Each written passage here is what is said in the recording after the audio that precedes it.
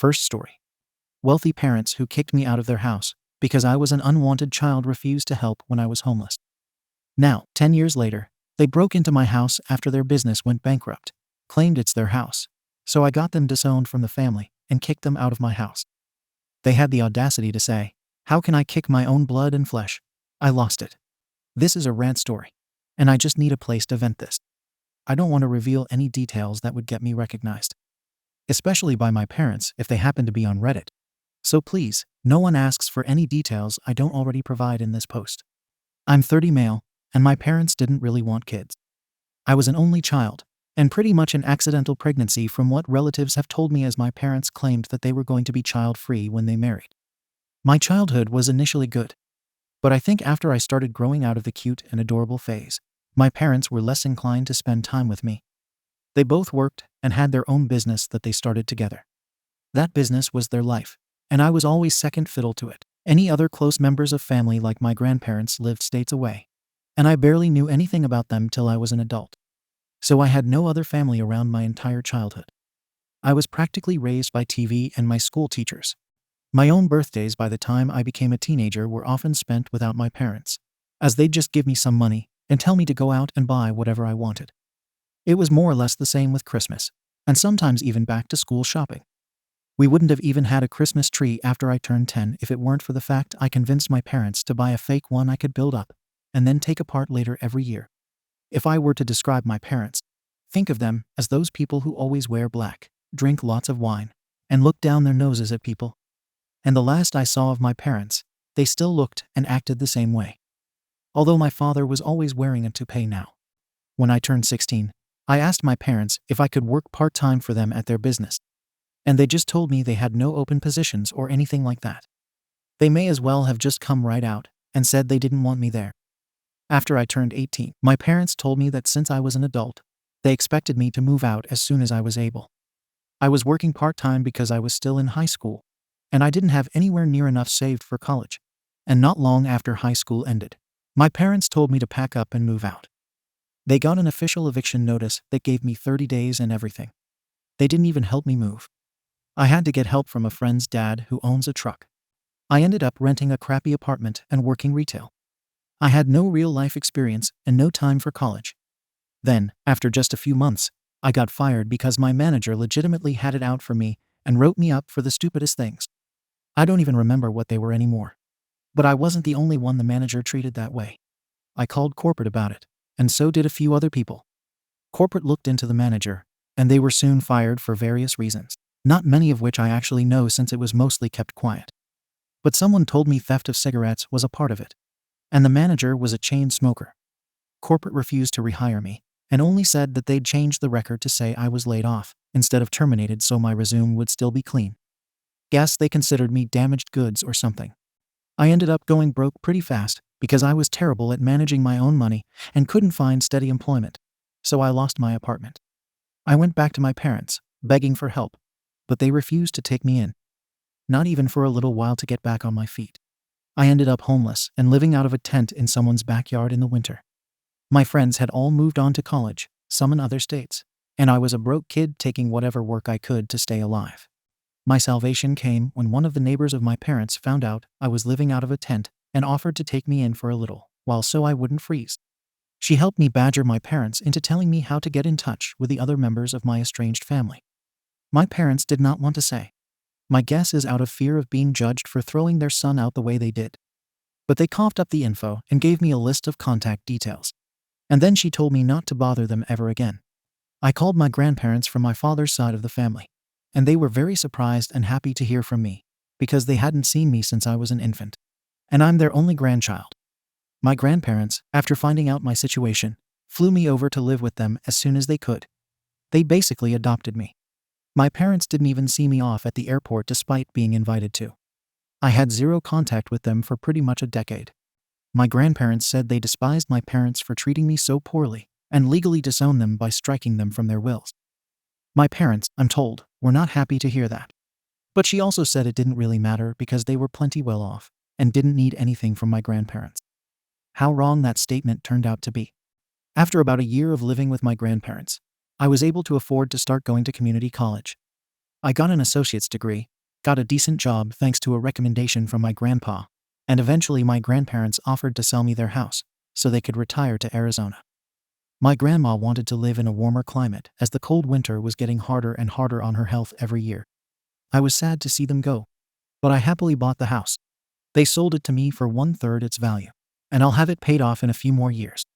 My job has me going away on the road periodically, so I can end up away from home for weeks at a time. Not that I mind the travel. I have no pets, a girlfriend, or anything like that. I wouldn't have time for them right now. But in a few years, when I have some things in order, I'll make time. I don't want to stay a lonely bachelor forever. Then one day in late 2020, I came home after being away for over 2 weeks, only to find a large white van I did not recognize in my driveway. I was getting ready to call police when I noticed the van had the logo from my parents' business on the side of it, and I felt dread. Yes, my parents were there. They'd broken in somehow and were living out of my home, and they had the nerve to greet me like we were buddies the moment I walked in. I told them to get the hell out, and they refused because it was Grandma and Grandpa's house. I said it wasn't their house anymore. They'd sold it to me when they retired. They'd have known that if they were in any way involved with my life. But they threw me to the wolves 10 years prior with no life experience. We argued, and they refused to leave. My father told me it was his parents' house first, and that meant he and my mother had the right to live there if they wanted. I walked right into my bedroom, locked the door, and called the police. When the cops showed up, they were of no help. My parents claimed to them that they had already been there long enough to have residency, which was a complete lie. But I had no cameras to prove they weren't there a month. My neighbors had no cameras either. So it was my word against my parents over how long they'd really been there, and they were claiming squatters' rights. They told police they had a verbal rental agreement with me, and that I was trying to illegally evict them for no reason. My mother even put on the waterworks when saying that. The police told me it was a family dispute and to file eviction with the courts to get them out. And this was in 2020. Getting to court for anything took longer because of the pandemic. Meanwhile, my parents are squatting in my house rent-free and rubbing it in my face. From the information I got out of them, their business went bankrupt, and they sold off almost everything they had to pay their debts. All they had left was the van and a few personal belongings, so they expected to live in my house rent-free for the foreseeable future. They were working too. Both of them soon got new jobs. My father is a delivery driver, and my mother is a sales associate. They were making money, and the only things they contributed to were electricity and water utilities, which was basically just handing me a $100 bill every month and saying I should be grateful they were paying me anything. Anytime I tried to discuss proper rent with them, they just said I owed it to them to live rent-free because I took 18 years of their lives, and it's not like they were demanding the money back for that time. Then threatened to stop helping with the utilities altogether. I was so at my wits' end that I ended up calling my grandparents to explain the situation to them. They were very unhappy and spoke with my parents. But my parents still said they had the right to stay in my home, and refused to budge. My grandpa told me he was sorry it had come to this, and that if they hadn't sold me the house, my parents wouldn't have invaded. I told him not to worry. I'd already filed for a legal eviction and would get it soon enough. And my parents already knew that they were on borrowed time. I made sure to say that in front of my parents too. They responded with the silent treatment.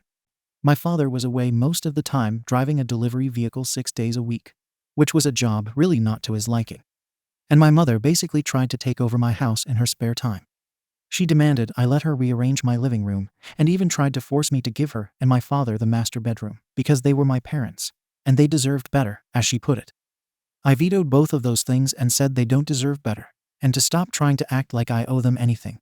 I didn't ask to be born, and it's a normal obligation for parents to raise their own children. And all they were doing was trying to assert dominance to try and keep me from kicking them out. Finally, after 4 months, and now into early 2021, I managed to take my parents to court over their squatting. We only needed to go to court because they fought the eviction and tried to gaslight me into rescinding it. They tried to use the fact it was formerly my grandparents' house, and the fact that they were giving me $100 a month as some sort of leverage of residency. But there was no real rental agreement, and they were smart enough not to try and forge one, as that would have been fraud. So the judge ordered that they needed to be out in a maximum of 30 days, because they have zero claim on my house. After court, they confronted me and said they were disappointed in me for kicking out my own flesh and blood. I couldn't help but laugh and call them hypocrites, Because that's exactly what they did to me without a care in the world for my well-being. They had no love for me, so I have no love for them. I owed them nothing. They just tried to act like everything that was mine is theirs. But they had no right to call themselves my parents, because they've never really acted like it. I called them a pair of snobby, lying narcissists to their faces, and told them to get their affairs in order. Because they already know I won't hesitate to call police if they don't leave my house when the 30 days are over. My father looked enraged, but my mother stopped him from saying or doing anything by grabbing his shoulder and shaking her head. He smiled at me and walked away. They left, but not without a lot of tension. That final month was spent with them, either guilting me to try and make me change my mind or completely ignoring me. I put up a calendar in the living room and checked off each day before they had to leave with a red marker. And the exact day they were to be out was marked with a big red circle. I still remember that final day was March 2nd. My parents waited until the exact day they had to leave my home for good before they finally left. Even when all their stuff was out of the house, and they were sleeping on the floor in the guest room for a few days. Since they were so convinced they could make me let them stay, they didn't bother to try and look for an apartment until after the court eviction went through. And my mother spent weeks scrambling to find an apartment. They had to get a tiny and crappy studio apartment in the next city over, because it was the only thing they could find on such short notice. A lot like what I had to do when I was 18. Quite ironic. I drove my mother over to see it once, and the apartment was terrible. The walls were baby blue. The carpet looked like it was 20 years old. The only window just had a view of a brick wall outside. There was no dishwasher. The stove was the smallest one I'd ever seen, and the toilet looked like it really needed to be replaced. The walls also did little to stop noise from neighbors. There were already 2 people loudly fighting in the adjacent apartment while we were there. My mother went out of her way to try and give me sad looks, while dropping hints that I should be feeling guilty that I was reducing them to live in such a place. But I just acted oblivious to it all until she finally stopped. They signed the lease right away and moved what little stuff they had into the apartment over the weekend. They also ended up demanding the queen-size bed, dresser, and flat-screen TV from my guest room. I told them to just take the damn things because I no longer wanted them in the house after they spent 5 months sleeping in that room. They looked at me like I was treating them as though they were diseased and demanded nothing more. The moment they had to leave for good, I started changing the locks on all exterior doors. All their stuff was at the apartment, and they'd spent their last night in my guest room. They watched me start ripping the old lock off the front door as they were getting into the van. They said nothing. I said nothing. But they just sat and watched me for a while until I had the new doorknob on. Then they finally left. I breathed a massive sigh of relief the second that van went down the road. I figured karma had finally come for them, and they could live under a rock for all I cared. But nope, my grandparents heard from them recently. They'd called them to brag that they had a new business similar to their old one in the same state as I'm living in now. And they are basically on track to be right back to where they used to be in life prior to the pandemic, which was making good money and looking down on others. I've already Googled their new business, and it seems like it's doing well. They have many positive reviews and everything. I'm pretty friggin' resentful, truth be told. They put me through being homeless, squatted for next to free at my house for months, then went right back to being the snobby wine-drinking business people they used to be. If karma is real, it's taking too damn long. Edit. I would like to thank everyone for all the constructive advice. And many of the points that are being made on selling the house, I'm realizing have merit. I've asked my grandparents if it'd be a good idea if I moved closer to them.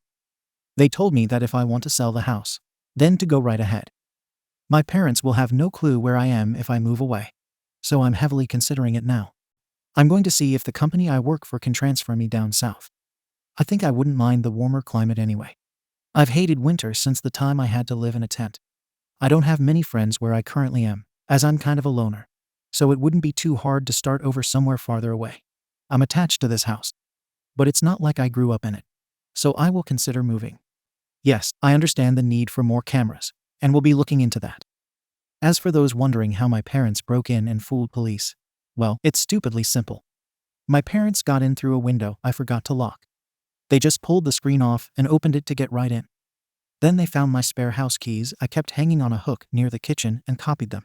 When claiming squatters' rights to police, as well as saying we had a prior verbal agreement, my parents presented working house keys to the cops and lied their little arses off, saying I'd let them move in.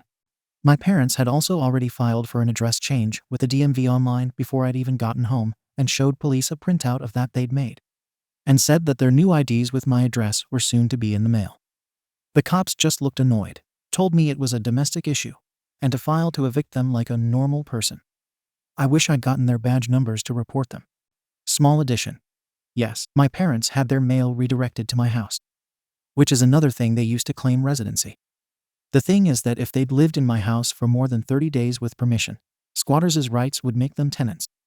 They claimed they had my permission and used every dirty trick at their disposal to convince police they had the right to be there. There was no way for them to confirm or deny how long my parents had been living in the house, and it turned into a situation of everybody pointing fingers, and the police didn't know who to believe. That's why I had to go to court to evict them. I did refuse to give my parents the Wi-Fi password while they lived with me, though, since they were not contributing to that utility. However, they just used their smartphones to run a mobile hotspot and got internet that way the whole time they were squatting in my house. Those of you saying that I should leave bad reviews or expose my parents' past, there really is no point. I'm going to take the high road there and just forget about them. However, if they committed fraud to start that new business of theirs, then I'll get some popcorn when that comes back on them, because they'd inevitably call someone for help. Edit 2. For those who don't believe the 30-day thing with squatters, here's a direct USA law on the matter. In most areas, anyone who lives on your property for more than 30 days with permission can claim rights, as in the eyes of the law, they become your tenants.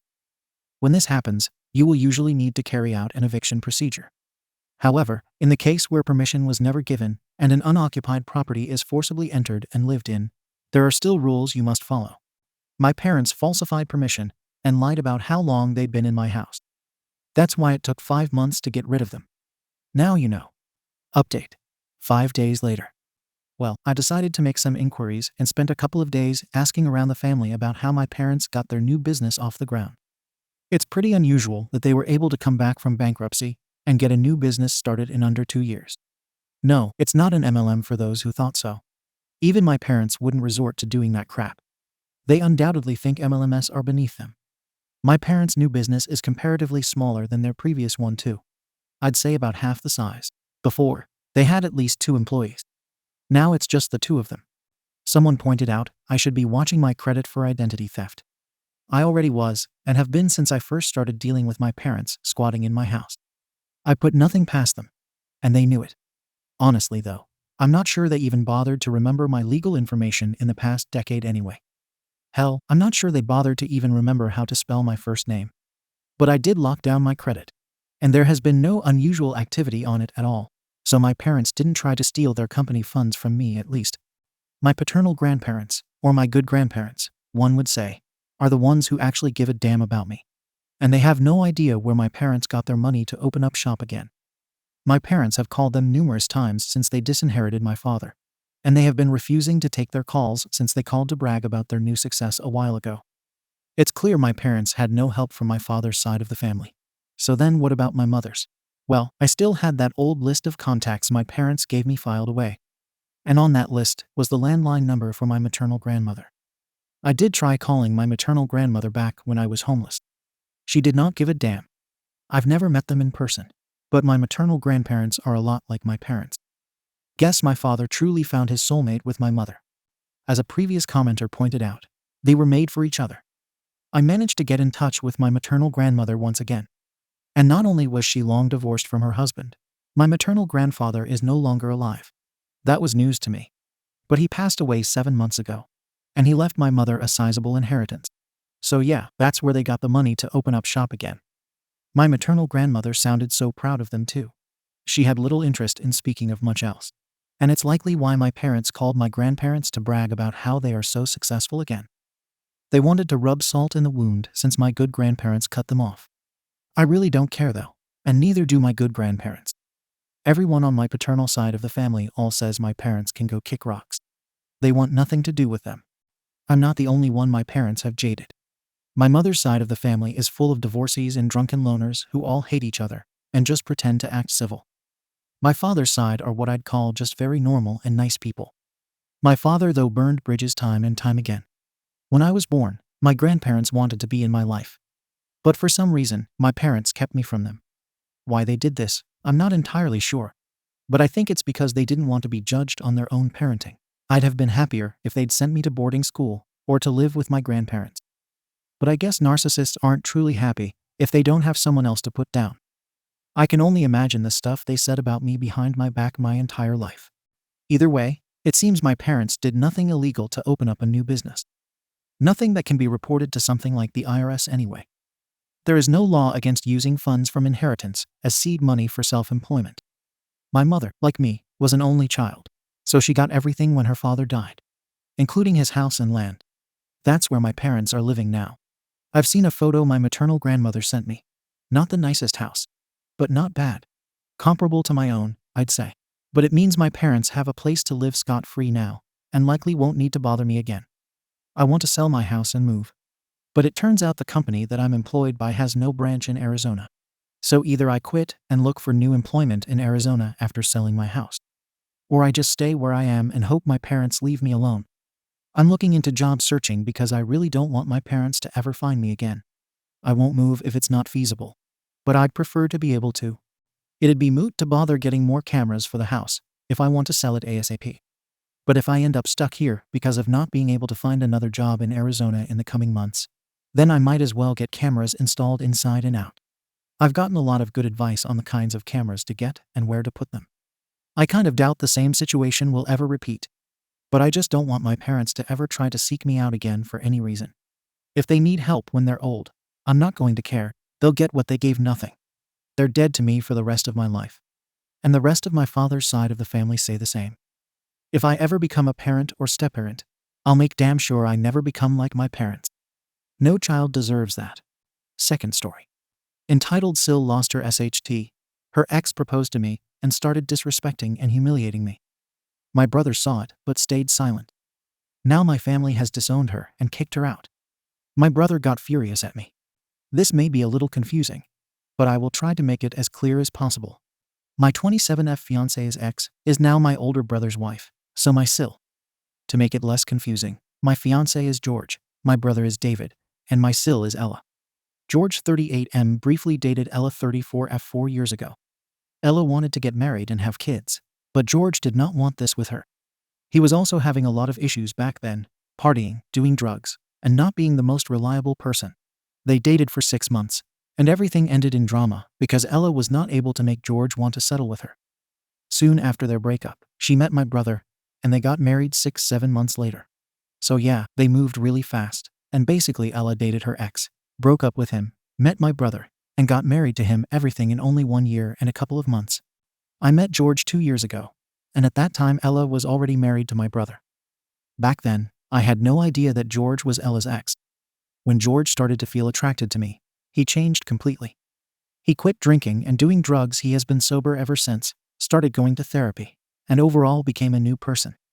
He did this because he wanted to change, and I have been with him during his entire healing journey.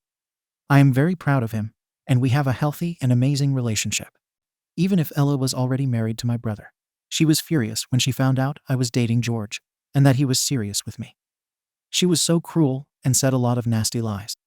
She used to tell everyone that George was grooming me. I was 25 when we became a thing, and he was 36. This is not grooming FFS. She lied that George was abusing me, trying to get me to become an addict like him, and many other things. This ruined my relationship with my brother because he never did anything to make her stop. George and I announced our engagement to my family last week during my dad's birthday. My parents were happy for us, but Ella said, "It must be nice to be the one to get the ring after someone else struggled to fix him." Again, no reaction from my brother as usual. My parents told her to stop, but I just snapped and told her something along the lines. "He fixed himself, you pass. And yes, it is nice to know I will be married to the man I love more than anything, and who loves me the same. But how is it for you knowing that no one else, except my idiot brother, ever wanted to marry you? Does it feel nice?" My parents kicked them out after this. They told her that everybody had enough of her BS. She is insane because, despite being married, she is still bitter over the fact that her ex did not want her. She is officially banned from every family event, and my brother is now blaming me. So AITAH in this situation. I don't think I am honest, but I want to also hear some unbiased perspective. Update. 3 days later. This update will be very long, so if you don't want to waste time reading the first part, you can skip directly to the actual update. Thank you so much for all your comments and reaching out to me. I don't know what I expected when I posted. I guess I wanted to receive some unbiased feedback from an outside perspective. But I never expected this. I was really overwhelmed with how kind and nice most of you were. So once again, thank you and sorry for not being able to reply to all the comments. For those who were not on the same page, I understand and respect that you have a different opinion. From my initial post, I have left out a lot of details because it's a long story. But some of you were curious about what actually happened and asked me to provide more details, so buckle up. I will do just that. How I met my future husband. I got asked a lot if I live in a trailer park or small town with only a bar available. The answer is no. We actually live in a big city with a population of a couple million people. I met my fiancé through a mutual friend. My girlfriend was dating one of George's colleagues, and they all began to hang out for drinks after work since they were all in the same building. At some point, I had no plans for that day, and my girlfriend invited me to go with them to a bar. And this is how we were introduced. After this, we started having different group activities together, and things slowly progressed. George targeted his ex's younger sister to spite her. There was no coincidence that we started dating, as absurd as it may sound.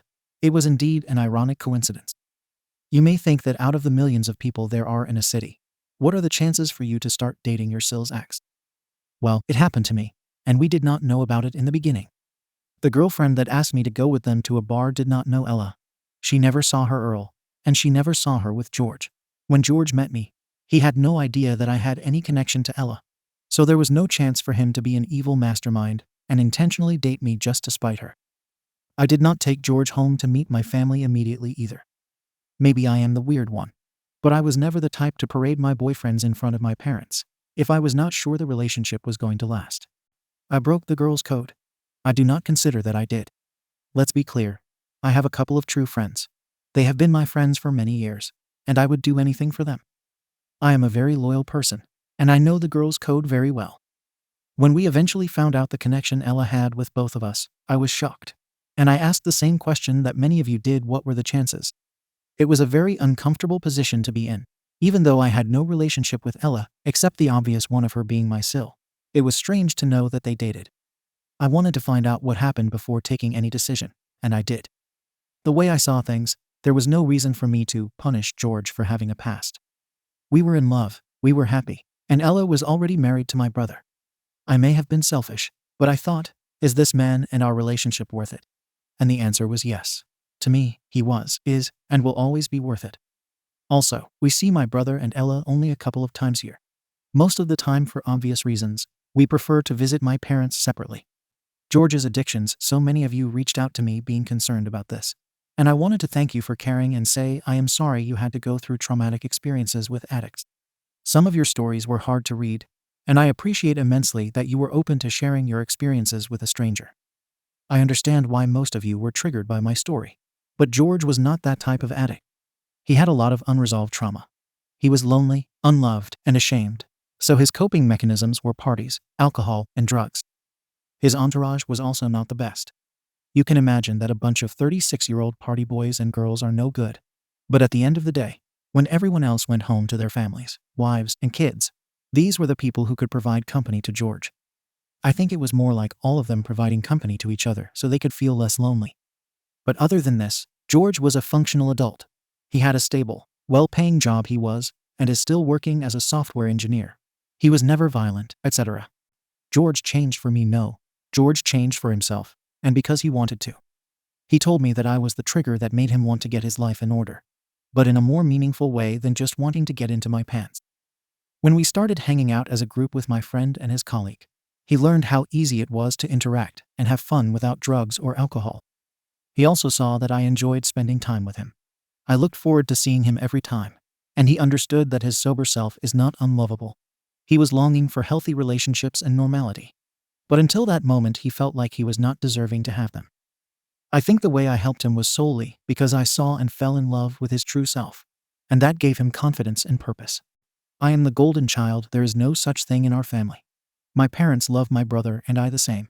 Of course, when they heard Ella's BS the first time, they were worried for me, but I was open with them.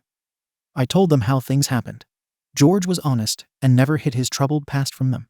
And in the end, they were okay with our relationship. My parents trust me, trust my judgment, and they only want to see me happy. And in regards to Ella, my parents are just doing what every parent should. defending their child. She was warned before. My parents talked to her, asked her to stop acting like this, and told her she was out of line. So it's not like they kicked her out the first time it happened. Now into the update. Yesterday, I contacted my brother and asked him to meet me for coffee. It was only the two of us, and I think it was the first time I have opened my heart like this in front of him. I started off by apologizing for him being caught in the middle, but I told him I would never apologize or be sorry for loving George. I was honest and told him how much this situation has been affecting me. My brother is the same age as my fiancée, so he is 11 years older than me. During our childhood, he was my protector, the person I looked up to. Due to our age difference, we never really had many activities in common, and I could not wait for the moment I grow up so I can get to share more with my brother as adults. But I did not get the chance to do this because of Ella. David would always teach me to value myself and to choose people who treat me right and make me happy. However, I am not able to share my happiness with him anymore. I understand why he would wish I never met George, but it still hurts knowing that your brother somehow resents the source of your happiness. David would always defend me when I was younger, even in front of our parents. When I was 15, I was experimenting with makeup, and it looked bad, really bad. During a family function, one of our uncles got drunk and told me to stop using makeup because I was too young to look like a hooker. David got mad and kicked him out for offending his sister.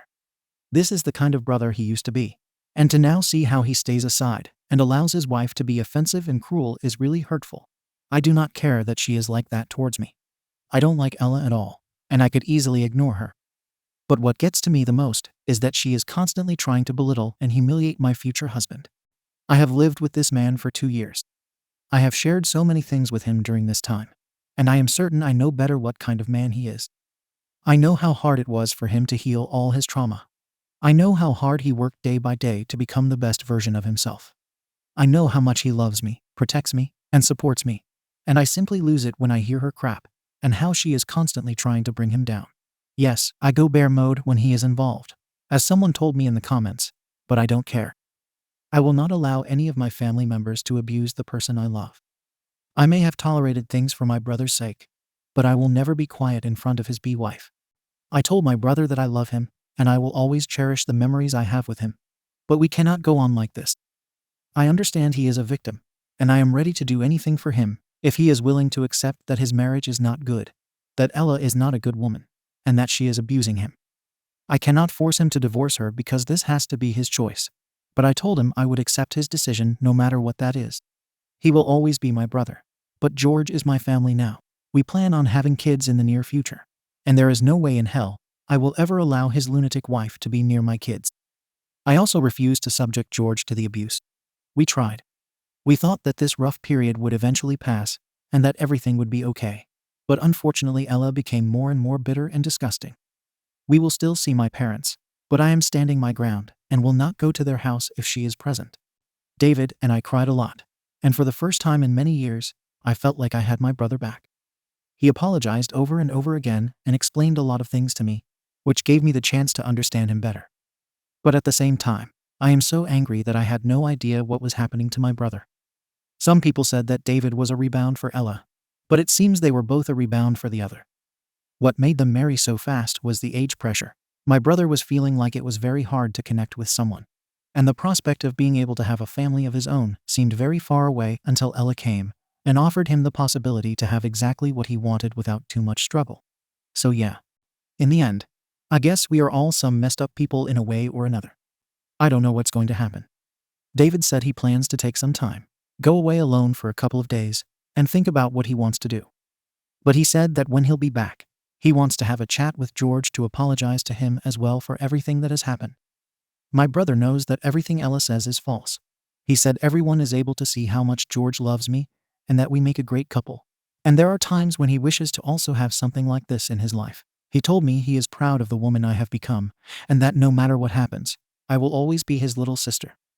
After this, I went home and cried some more with George besides me.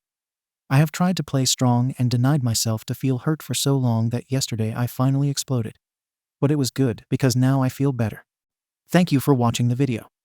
If you are interested in listening to these kinds of stories, we've got more in store for you. Simply subscribe to our channel, hit the like button, and share it with your friends.